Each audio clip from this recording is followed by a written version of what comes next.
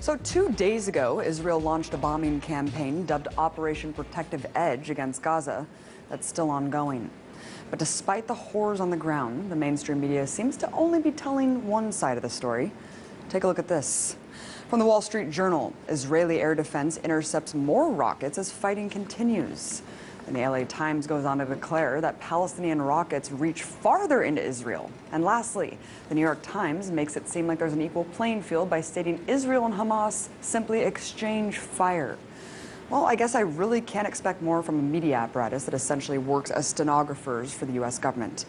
Let's take a listen to what the issue is being framed by the White House.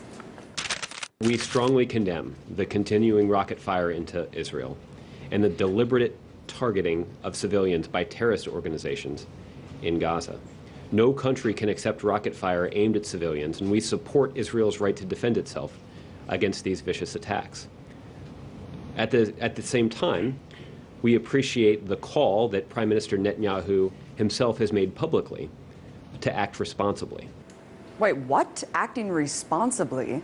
I must be in the twilight zone, because to me, the collective punishment of an entire population is the opposite of responsible. So, what's the reality on the ground? Well, just in the last 24 hours, Israeli forces have conducted airstrikes that have struck 160 sites in Gaza, according to the IDF. In total, 550 sites have been bombed. And considering the fact that Gaza is one of the most densely populated places on Earth, with over 1 million inhabitants, any aerial strike conducted in the region almost certainly means civilian deaths.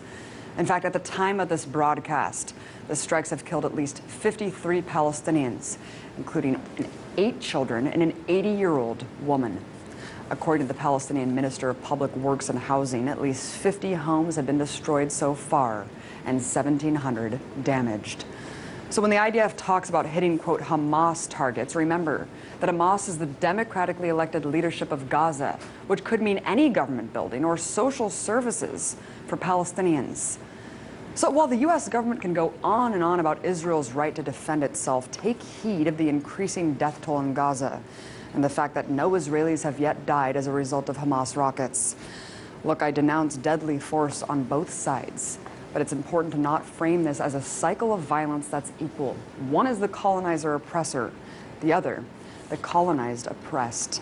As IDF General's son Miko Piled said just yesterday on the show, there are 2 choices for Palestinians in occupied territories: to completely surrender or resist. And resistance is what we're seeing now.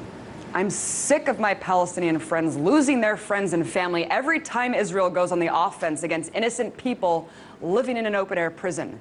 So if demolishing homes, conducting mass arrests, and bombing civilians is, quote, responsible, I shudder to think how many people have to die in order to define irresponsibility.